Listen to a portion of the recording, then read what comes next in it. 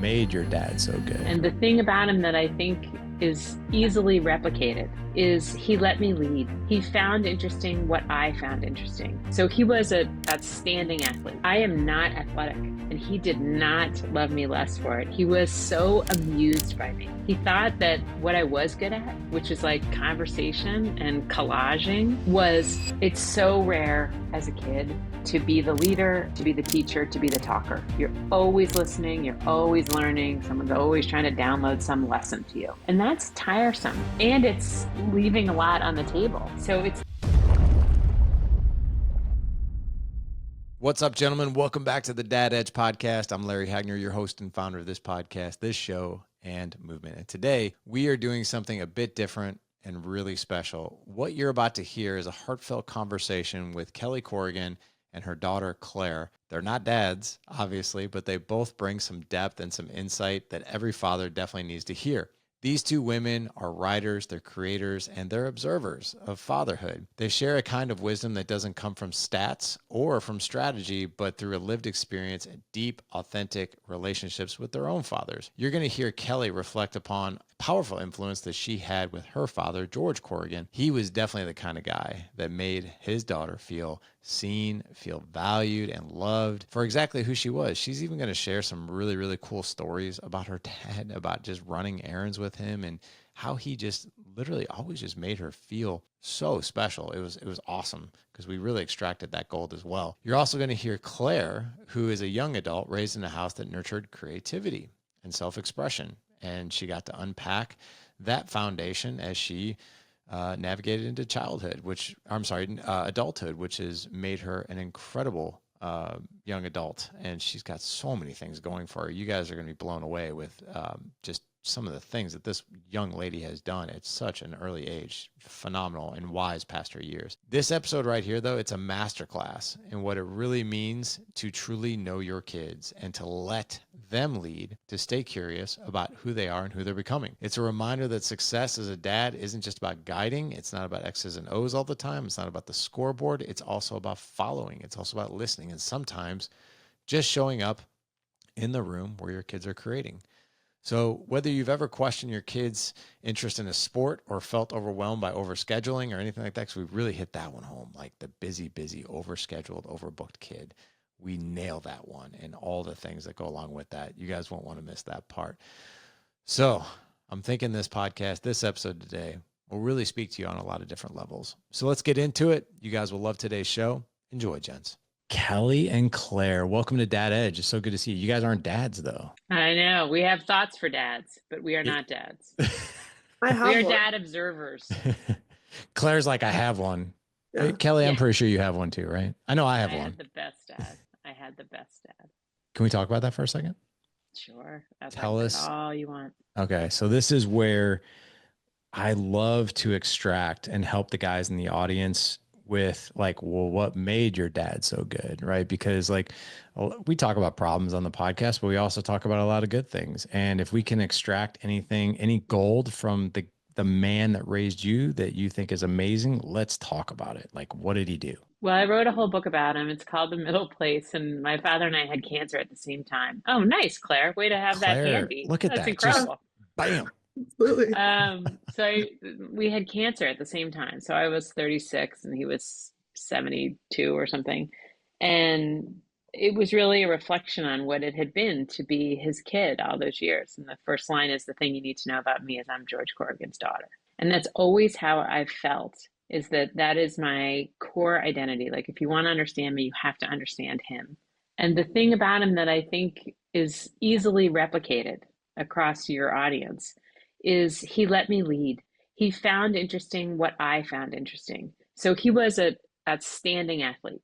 He was an All-American. He went to college on a scholarship. He coached a lot in his life. He played sports, anything you could compete at with another person, he played it every day. And I am not athletic, and he did not love me less for it. He was so amused by me. He thought that what I was good at, which is like conversation and collaging, was spectacular. And that is a real gift. That's a singular gift in the world, to feel like someone loves you for the very reasons that define you, versus hoping to change you just a little bit, hoping to make you a little bit sportier or a little bit more interested in math or a little bit better student. I think that kids can really feel their parents' attempts to edit them and improve them. And I never felt like that's what he was up to with me. I always felt like he was just enjoying me. Like he made me feel like there was no one's company he would rather be in. Like, Lovey, come with me to the dry cleaners. They'll be better to me if you're with me. Lovey, let's run down to the deli. Let's get some lunch meat. Like, come with me. Like he just always wanted me with him. And that left such a huge impression on me. You kind of give me the chills, to be honest. Like Well, having you it. should read The Middle Place. You'll cry the whole way through. You should have a book club with all your men about The Middle Place because when my husband gives the book to people, he gives it to new dads and he's like, "You read this and you like take the lessons." What does the title mean? Tell me about that. It means that little sliver of time when you have become someone's parent, but you still think of yourself more as someone's child. So Dang. I was a new mom. Claire was a little baby when I was diagnosed. And then when my dad was diagnosed right after me. And in that season of unwellness and treatment, what I really wanted was to be his daughter. I felt ill-equipped to be Claire and George's mom, but I felt very comfortable and comforted by being George Corrigan's daughter during that period, as you would, I mean, nothing makes you crave your parents more if they were good than being a little bit sick. I mean, my mom died a year ago, and every time I have a cold, I think like the only person that will care about this cold is my mother. I apologize for my ignorance. I haven't read the book, so I don't know anything about it or anything really about your dad. Did your dad make it through that? He made it through that. He did. And we got a great run together.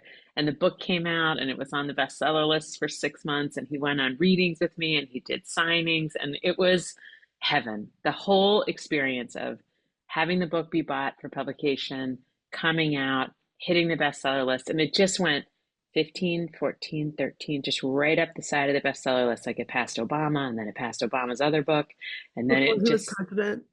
before he was president. Not to Yeah. be humble. Fair enough. Fair enough. And yeah, so it was like this incredible ride that we got to have together. I mean, I could never have asked for more. And How knowing my grandfather, like he is a person who celebrates everyone in his life. And so getting to celebrate him is like stellar. what an amazing gift. Like Mm. what an amazing gift. So the journey, I'm sure, obviously extremely hard. A lot of crazy things I'm sure probably happened and experienced and all that. But then to experience the launch of this book and then this slow rise all the way to the top of the bestsellers list. And there you are, both of you together. I mean, what was that feeling like? Like just the feeling even between the two of you. We just laughed. We would just laugh. It was like, can you get over this? You'd be like, Lovey, look at this. Love, it's still there. Like, it comes out on Sundays and you open the paper and he's like, Lovey, it's still there. I'm like, I know, I'm looking at it. And he said the funniest thing when it passed Obama's book. He said, you think that Michelle Obama just looked over at Barack Obama and said, honey, who is this Kelly Corrigan? And I said, we called him Greenie. I said, Greenie, what's neat about this is that I'm on the nonfiction side. And in nonfiction, typically the books on there are like um, former CEOs of companies and former professional athletes. And they're almost all men, and they're almost all hero stories. Then there might be a comedian on there, and then maybe like a Barbara Streisand type person. And there's really generally one slot for a regular person telling a regular story in a special way. And so I would say to Greenie, like, you're on the bestseller list. You know what this means? This means that people like reading about you. And that is so cool because he couldn't have been more ordinary in his profile. He didn't have a particularly great job. We didn't have a particularly large amount of money. As my mother said, like, who's going to want to read this? Like, when I gave her the advanced copy, she was like, well, Kelly, it's very good. I mean, there's no grammatical errors and I didn't find any spelling errors, but I don't know who's going to want to read this. Like, we're not rich, we're not poor, we're not smart, we're not dumb. Like, there's just nothing extraordinary about us. And I said, I don't know who's going to want to read it, and that is not our problem. Like, that's the publisher's problem. But we're done here, and we made the story right. We told the story of this guy. Gives me the chills just hearing that story. That is unreal. You know, not everybody can be a published author, but not everybody can be a published author with their father. Like that. That's Amazing. And something. now I'm doing this great thing Not, with Claire. And Claire is like such a greenie type person. I mean, she's a total believer. She's a total supporter. She's a life eater and enthusiast. And so it's not unrelated actually that we've started this conversation thinking about my dad.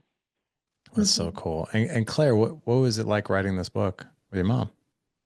It was pretty great. It's my mom and I'm like a drama major, so I do a lot of writing and I do stand-up comedy, and so I'll like have my mom help me with that. And so much of my mom and I's creative relationship has been either her showing me something and me uh, probably giving feedback that's too rash and too honest, or me showing her something and her giving me feedback that's deeply thoughtful. But for writing this kids book together, it was really cool to have like a project that we both valued more than being right.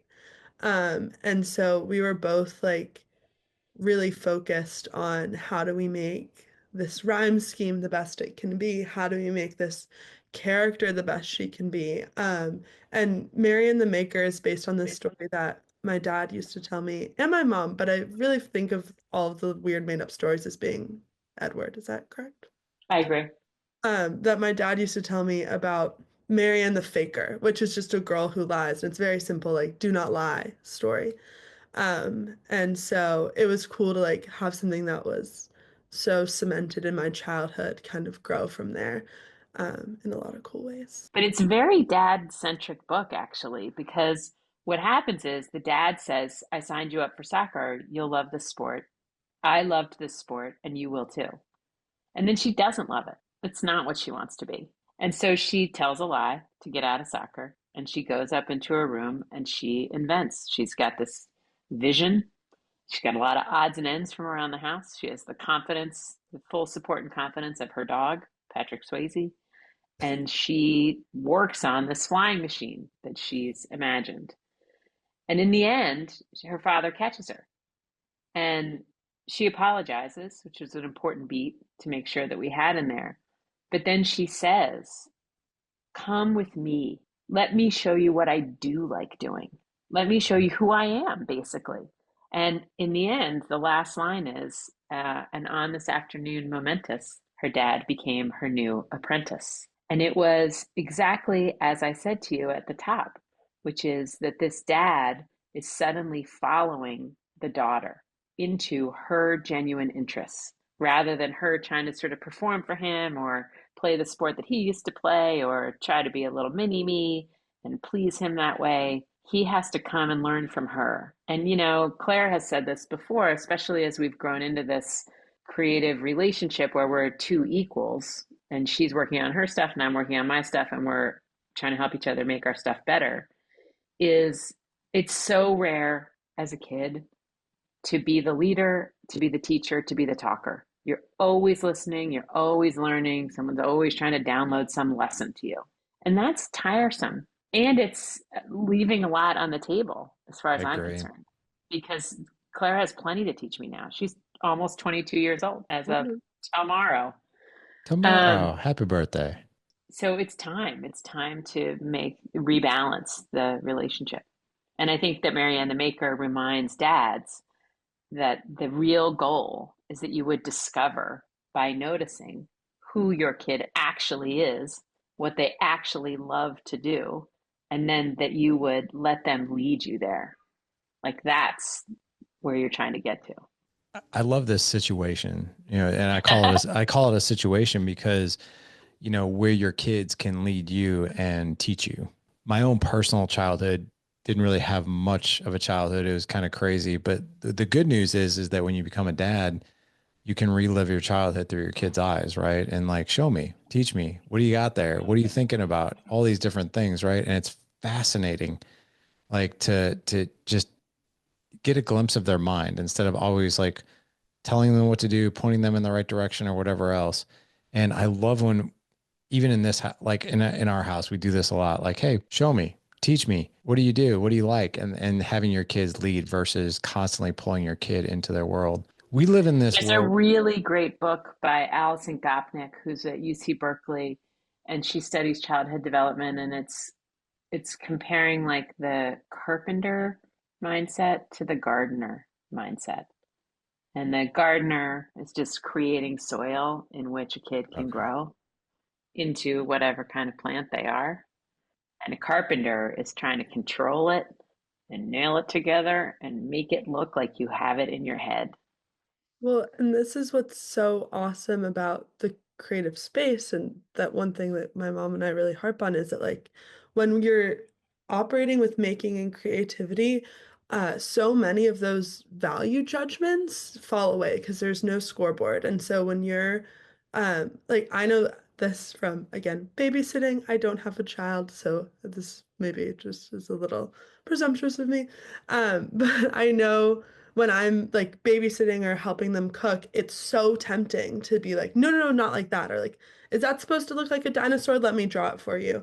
And to like really take a step back when you're in those creative spaces and things don't have to be right, to let kids draw what they want to draw and be like, well, this is a Flocto unistrich and his name is Gerald and he has 17 teeth and and like they're able to like that's a really great space in which like I know when I was a kid, I would come up with all of these stories and drawings and get to like show my parents and teach them in a way that was I felt like was such a privilege.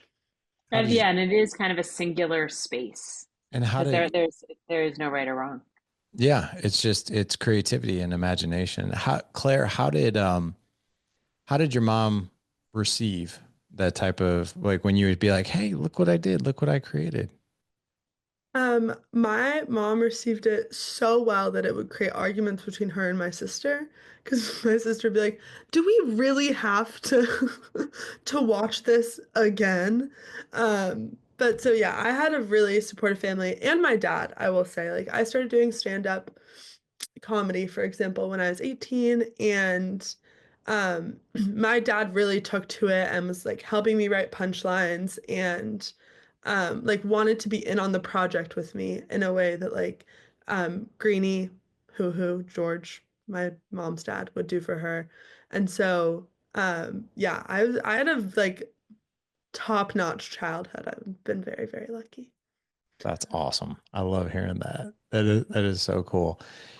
I want to talk about today's day and age of the busy kid, right? The oh my gosh, what was it called? The hurried kid. I think I've heard people talk about, or the rushed kid, or where it's like, you know, we got the kid in like 4 different activities in the same season, and we're doing baseball this night, we're doing flag football this night, we're doing this and that, and it's exhausting. And just a really, really quick story for you guys, if you're okay with it, because I think it'll really hit this point home. I want you guys to talk, what you know about the dangers of overcommitting our kids, because I think not only when we overcommit our kids, we actually end up overcommitting the entire family to this kind of thing. So we have 4 boys. Oldest is 19, youngest is 9. We've always been great about, hey, you've got one activity to choose from, and that's what we're doing. We're not doing two, and we're not doing multiple things. So we've always worked it out to where my 2 older boys have done like band and football. So I've got a Friday Night Lights kid and another Friday Night Lights kid. Just one's on the band field and one's on the football field, but they're both on the same field. So it's like, oh, this is great. And then the little guys, they would always do spring sports because just what they wanted to do. So it always just kind of worked out on its own. Well, this past fall, my 5th grader was like, I want to be like my big brother and I want to play football. So we signed him up for football. And then I made this mistake of, not a mistake, but I took my 9-year-old to a hockey game, and suddenly he was like, I want to be a hockey player now. And I didn't know much about hockey, but the joke is that hockey parents like have a full-time job when you sign your kid up. Like, it's crazy. So I was like, okay, well, yeah, you can play hockey. And then we realized, my wife and I looked at each other after about few weeks of this madness, and we are like, what have we done to ourselves? Because it was 6 months. I'm not kidding. It was 6 months of like passing each other in like ships in the night through the hallway. Like, oh, I got wrestling, you got that. All right, you got football, I got hockey. All right, you got hockey, I got band. And it just became exhausting. And it got up to the point where I'll never forget this. We were sitting at dinner one night and we were all tired and we were all talking about what we had to do. And I think it was my wife that was like, is anybody even having fun with this schedule? Is anybody even like, are we thriving? Or does this kind of suck? And everybody's like, this sucks. Even my kids were just like, this is not fun. But we entered into that season of overcommitting, all of us, and it was horrible. Like, we did not Yeah. have that connection. We did not have time for creativity. We barely had time for homework. It was a mistake. But Yeah. I mean, I've made the same mistake. I would love And for you guys to talk about that though. Yeah. well, so we were a lacrosse family growing Right. up. Like my brothers played and my father and all his brothers played and all my cousins play and my cousin's the coach at Notre Dame where they just won the national championships the last 2 years. Like it's deep in us. And so I think I thought, oh, this will be so fun. It's like nostalgic to me to watch the girls play, even though I didn't really play. I sat on a lot of benches for a lot of years in the spring rain in Philadelphia, like, pulling splinters out of my butt. Like I just did not have the talent. I didn't want to run that much. And still there I was, like putting the kids into this program. And our town was a little bit lacrosse crazy there for a second. Like there was a lot of on-ramping programs. And I think that the danger is that when you're paying for something, like you're doing the club version, Right. there's just attention that gets added to it, where it's like you want to be on time. You're pissed off if your kid doesn't try. They don't have their mouth guard, so they can't play that night. And so you overreact. Like everything gets sort of turned up a notch because you've made such sacrifices for it. Writing checks, but also, as you described, like, upending the family's whole life so that you can get to some dumb tournament in Turlock, California on time to see if like a bunch of 11-year-olds can beat another bunch of 11-year-olds. Like in retrospect, it looks so stupid to me, but we did it. We funneled them into these programs. And Claire, I found a way out of it, which is that when I was 12 or 13, I did grow like 6 inches in a year. Like there was a growth spurt. I'm sure there were some growing pains. There was also a faked case of patellar tendonitis that lasted through an MRI and probably 14 sessions of physical therapy. they Uh, cost like $200 each session. because I didn't know how to say, like, I don't like this. And I don't want to, I do also want to, like, not put everything on my parents to be like, how dare you put me in lacrosse? Like, I wanted to be there because it's what everyone else was doing. And I think that this is the other thing about, like, the hurried kid maybe more into like the hurried teenager where I was taking like 6 AP classes my junior year. I was like fully committing myself, tons of extracurriculars, spent all my weekends like building houses for like homeless youth in Oakland. Like it was like I was like that kid. And um I think when you have a kid who wants something, like wants to get a really great GPA or wants to be on the A team or has these wants, it feels like it would be so tempting to want to help give your kid what they want. And I think that there's a part of me that like wished when I was striving for good grades that my parents were like, no, we don't care. I'm not going to check your grades. Like just like a more nonchalance and recognizing that like you're a child and everything's going to be fine. And I think that like there's this idea that you want your kids to always get what they want. And so like I was really upset that I didn't make the varsity lacrosse team because I did eventually rejoin. And so my dad would be like, oh, well, like we should go to the field and run sprints. So like so you can make it next year. And I I I don't know what the right answer is, but I feel like there's a part of me that was wanted to be like, you get playing time on JV, you have fun on JV. And like I know you think you want these things, but you're also just a kid and like it's fine. Like I'm not gonna try to help you make your Right. way onto the A Right. team or make It's a your way to very good conundrum. It's a very good situation for people listening to discuss with their spouse. Because on the one hand, you're like, I'm going to teach you how to get what you want. Right. Like that was like a big thought in my mind when I was parenting them through middle school and high school, is like, let me show you. You have made it clear what you want. I'm going to teach you how to get it. This is what you have to do. And you can extrapolate that and apply it for the rest of your life. Know what you want and then figure out how to get it. That's like a two-step formula for anything. But what I wish that I had added to the equation is, let's talk for a little bit before we figure out the game plan about why you want what you think you want and how Do you you know want, that that's what you want. do you want to be on the lacrosse team, or do you just want to be friends with Bridget Bentley? Exactly, because it would be simple. The Bridget Bentley's a lovely gal. You could be Yeah. friends with her without being on the lacrosse team. But you know, they're young. It's funny. I feel like I never understood accurately how capable my kid was or was not at any given moment. And so either I thought they were more sophisticated in their thinking than they actually were, or I thought they were less sophisticated in their thinking. But in the case of Claire saying, I want this, I think I trusted her too much. I think I probably would have been useful to say, you know, when I want something, I really challenge, like, why do I want it? Like, is it worth wanting? Because, you know, if it's not worth doing, it's not worth doing right. And that's like a life skill to understand, like, how much you actually want the things you say you want.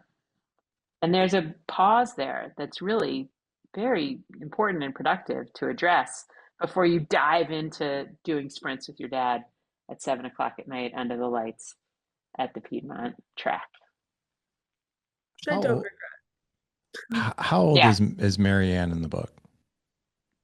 I that's a think great question. I don't know if we've ever discussed how old Marianne is. I think she's 6, I'm Okay. going to say. How old is she in your mind, Claire? I was saying like 8.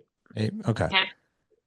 So I'm curious, man. When you said that, like, why do you like the one question I would add is why do you want it? I was like, oh, that's so good. You know, because I'm thinking about like, you know, my youngest who wants to play hockey. I never asked him why he wanted to play hockey. He just seemed crazy excited when he saw the St. Louis Blues play, and he just wanted to play. He ended up loving it, but here's the interesting thing. I have an 11-year-old right now who plays football, and I think I don't know. I don't know. I don't want to assume, but I've never asked him why he wants to play football. Like he has mentioned, I want to be like my older brother who plays football. But I don't know if like I get the feeling that he's not truly sold on it and he just doesn't want to tell us. Like he might think we're disappointed, which nothing is further from the truth. So I'm actually going to take this as advice and go ask him. But let me ask you this. Let's just say 8-year-old, 10-year-old, 11-year-old, whatever, right? Let's not talk about the high school kids, let's talk about the little guys. But like when we ask like, hey, why do you want to do what you want to do? Like, so for you, Kelly, when you would hear this, or maybe the stories that other parents after they've read the book or after they're going to read the book, they might come back and talk to you about it. What would you what would you say is what can we expect to come back from that question? So like if I were to ask and I know by the way, it's like a Rubik's Cube of answers, but like if a kid says, well, because, or what if they're like, because I wanna, like, Well, how do probably the best information is nonverbal. nonverbal? Okay. Like, tell me Like about if that. they are never ready for practice and they Okay. never touch their stick or their basketball when they're not practicing, Okay. or they never want to watch a little video on how to play with your left hand. You know, like there's all kinds of signals that people send when they're engaged with something genuinely, or when they're, you know, just sort of participating at a perfunctory level. So I think that, and you know, with Claire, she was a kid who could, and to this day still can, get really lost in a creative project. Like she can fall into flow and be there for hours at the point where I would like make a deviled egg and cut up some carrots and just put it in front of her, and she'd sort of mindlessly like eat the deviled egg while continuing to work because she was that engaged in the project. You know, she's a double major, computer science and drama. And so computer science, like even to watch her code, because, you know, we all work from home now. So I've seen her over the summers do these internships, and she can really code for quite some time. You know, she's not bored. She's engaged. And then anything that she does that is non-graded and non-remunerative, that to me is like, okay, well, that's who you are. Like if you're writing a book of essays in your free time when you're a college junior and senior, you're a writer. Or when you're That's not for class. That's not for publication. That's like you playing this game, which is to you the best kind of game to play, which is, can I express something? Can I say something original in an original way? Or like to use a younger example, like I feel like when I was a kid, my favorite holiday was Thanksgiving because my cousins and I would write these plays and we would be planning them months in advance. I've recently found like our drafts from the like my Google Drive because I had to clean out my Google Drive. And it would be like me at 9 years old being like, Margot, do you approve these changes?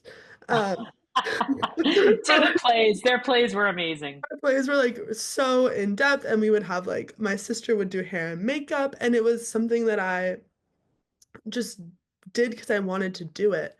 And I think that things like that, where you're just like watching for how free time is spent, is huge. And also, I do just want to say, if your kid plays a sport and doesn't love it with their whole heart, like that is not the end of the world, Right, you right. know? You know what I was thinking about, Claire, just now is when my parents or my husband's parents were coming to town, Claire would make these elaborate PowerPoint decks, and she would turn our house into a bed and breakfast. And it was like each room had a name, that you'll be staying in the Roosevelt room, that's room 12. And you can enter or exit in the side door. The code there is 2255. And for breakfast, we'll be serving. And then you turn the page of this PowerPoint deck, and some huge new spread with like clip art of croissants and donuts would appear, and these insane transitions and graphical design. And I mean, it was like, this is what she does. This is what she loves. Claire, what has been some of the benefits that you've seen? You're 22, right? 22 tomorrow. So almost. But Happier, happier. I'm still a kid. Yeah. Okay? Happy I'm early still young and birthday. carefree and 21. That's right. I'll be 50 in 70 something days, and I'm still a kid too. So I hear you.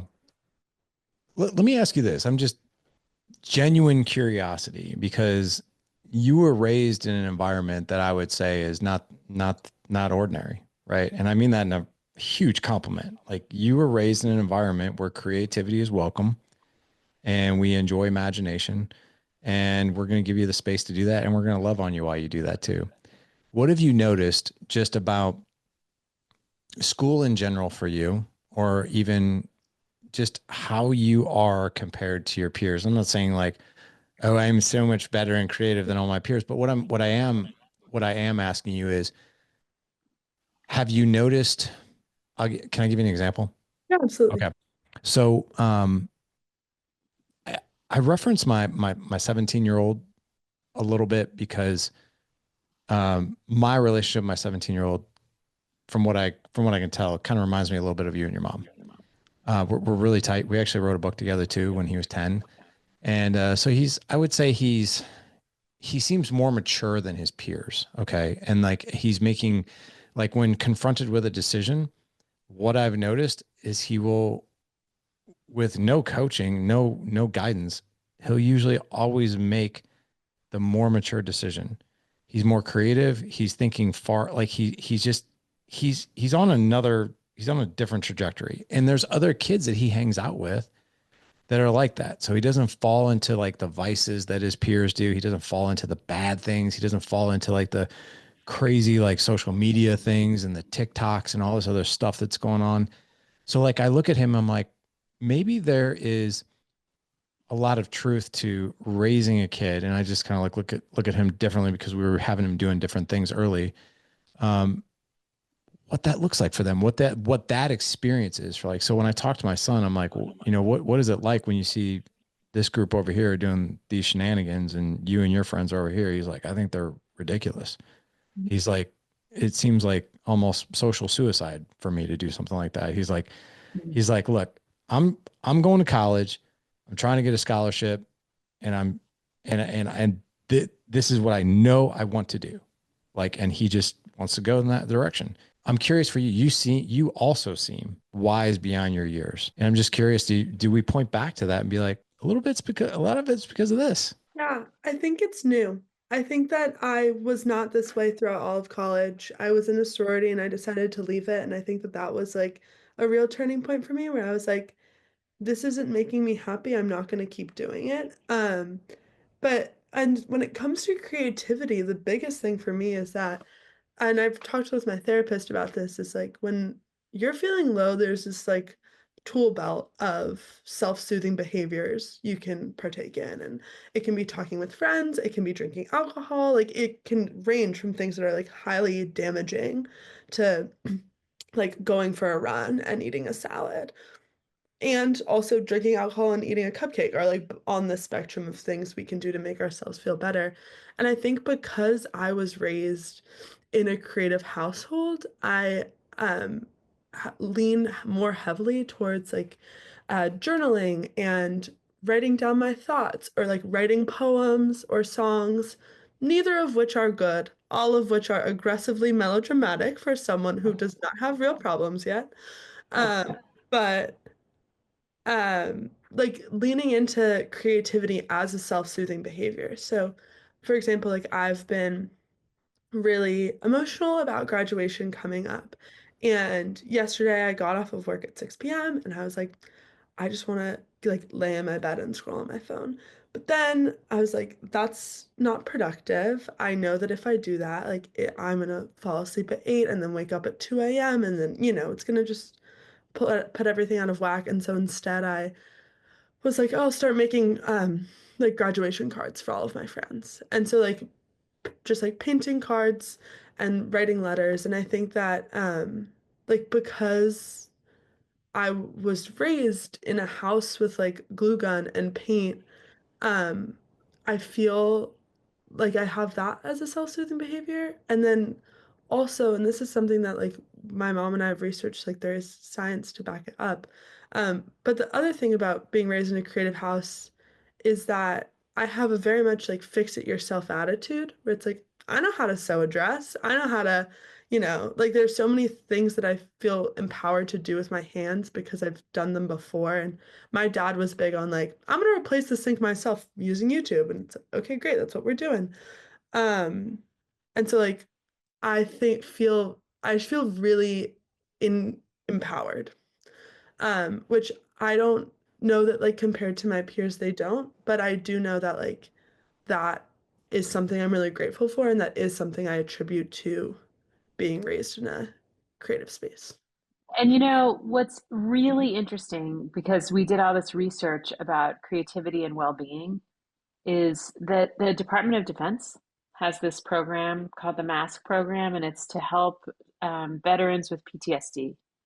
And it's a creative outlet for them to make these masks that express without words how they feel. And it is shown to be as effective as medication and or talk therapy.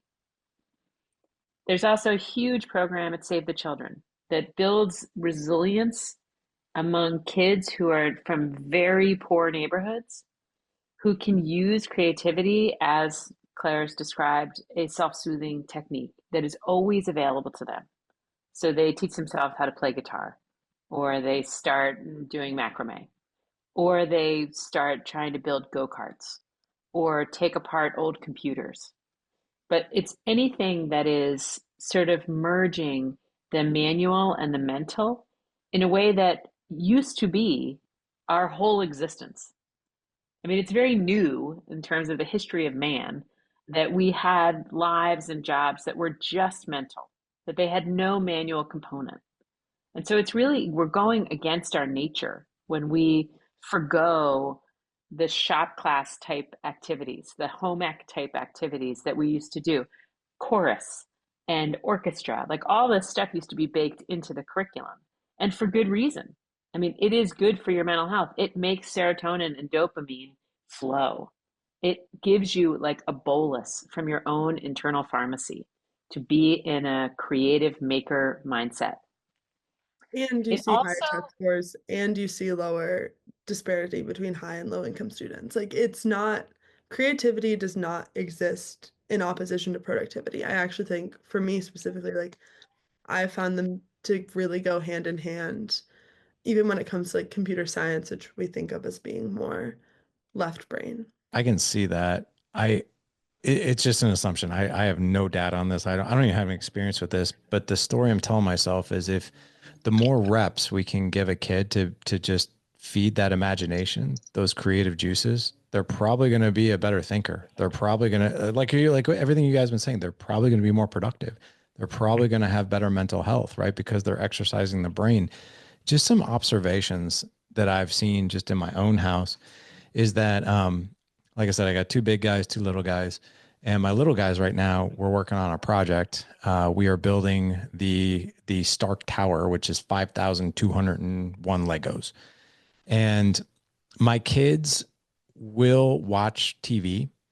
We don't, my little guys, we don't have them on devices yet or phones or anything like that. They don't get that until they're in high school.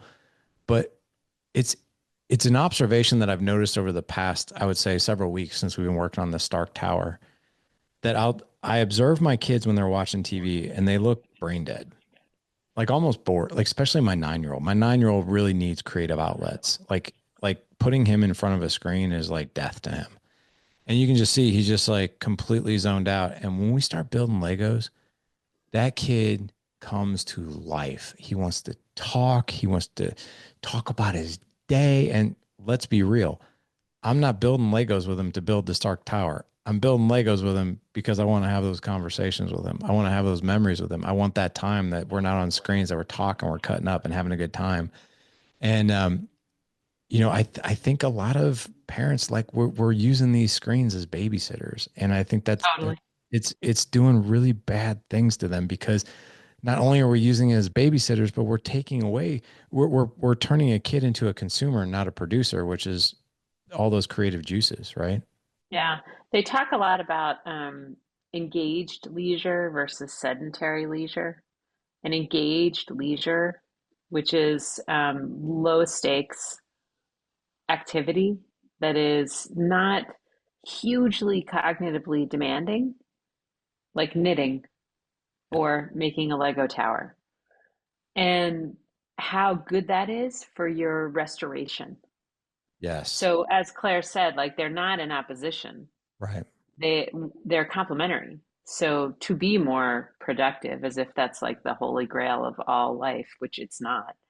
But to be productive, you should engage in this kind of leisure that has this kind of low stakes, mellow cognitive activity because it restores you in a way that nothing else can. It's the same feature set neurologically as meditation. It's the same set of neurochemicals. It's the same neurochemical bubble bath, if you will. And, there's just reams of data that will tell you again and again and again that this is a way to be more fully present across your whole life. The other thing I was going to say is that I talked a lot to this great woman. Her name's Denise Pope, and she runs this thing called Challenge Success, which is challenging the notion of success for kids. You should have her on the pod. She's wonderful. And she also teaches people at the Stanford Education School how to be teachers. And one of the things that she brings into her class is that when you want to have a difficult discussion, as she learned from the people who run Narcotics Anonymous, you should pour out a puzzle. And the two people who have to have this difficult conversation can be slowly puzzling while they're letting a conversation unfold because it takes the pressure off the conversation. There's less eye contact. There's this slight distraction that might allow somebody to say something difficult.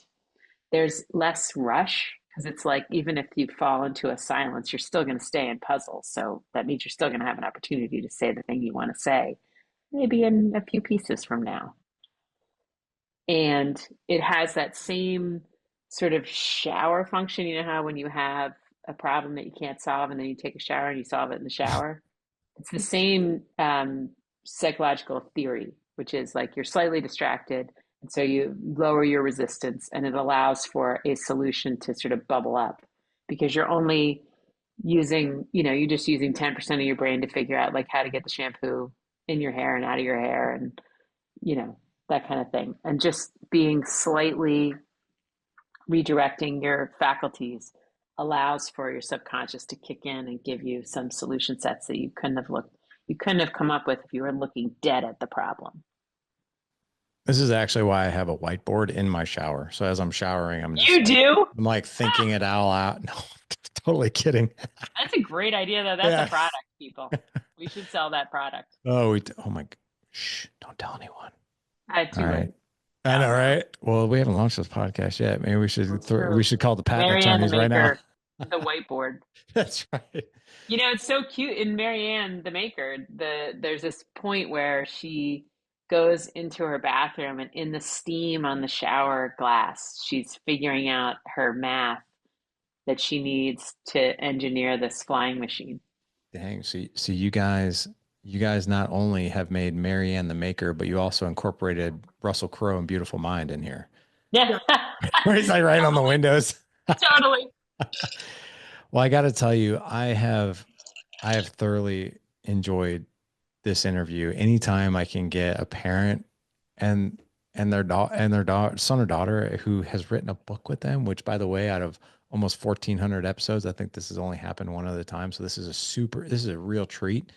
Claire, I think it's amazing that you wrote a book with your mom, Kelly. I know from firsthand what it's like when you team up with one of your kids and write a book and you launch it. It's amazing. And you've done this not only once, but twice. You did it with your own dad, which I think is amazing. But I know this hits the shelves on June 3rd, and where can people find it? Everywhere. Every website that sells books, every store that sells books, you will find Marianne the Maker. And until then, if people are curious, you can go to mariannethemaker.com. It's MARIANNE, themaker.com, and you can see her and you can read a little bit and you can see our whole case for making, and you can pre-order, which is very, very helpful to us. So if you think you might buy a copy and you don't mind spending your $15 in advance, pre-orders are awesome. They are. They really are. And hands down, you went with a great publisher, Random House. Penguin Random House is awesome. They're the best. Yes, they're the best. They are. So we've had several authors come on from them, and they're always so well prepared. Books are always great. They got a great team of people there. So great that you guys have a great team behind you. Gents, we'll have all the links in the show notes for you. Not to worry, you won't have to look hard or long to find this amazing book. I highly suggest, if anything, before you sign your kids up for the next 3 or 4 sports at the same time, maybe put this podcast and add it to your favorites. You might need to listen to it one more time before you make that mistake like we did, because it is not fun for anybody. And we're also kind of stealing away from the creative time, the downtime, the really cool times that we get with our kids. So Claire and Kelly, thank you both so much for coming on today. This was a huge treat. Thank you. Thank you, Larry. All right, gentlemen, that's all we got time for today. I hope you enjoyed my show today with Claire and Kelly. I really enjoyed it as well. And I wanted to put this show out actually today because their book comes out on June 3rd, which is next week. So when I told them that we were actually booked up until October, I was like, you know what? I'm going to put this in on May 30th. So that way, everyone knows that your book comes out the next week. So like, if you guys want to pick up Marianne the Maker, all the pre-orders and all the links will be in the show notes. All you guys will have to do is head on over to thedadedge.com/Friday210 for this show. Again, thedadedge.com/Friday210 for this show. Gentlemen, go out and have an amazing weekend, and go out and live legendary. Take care.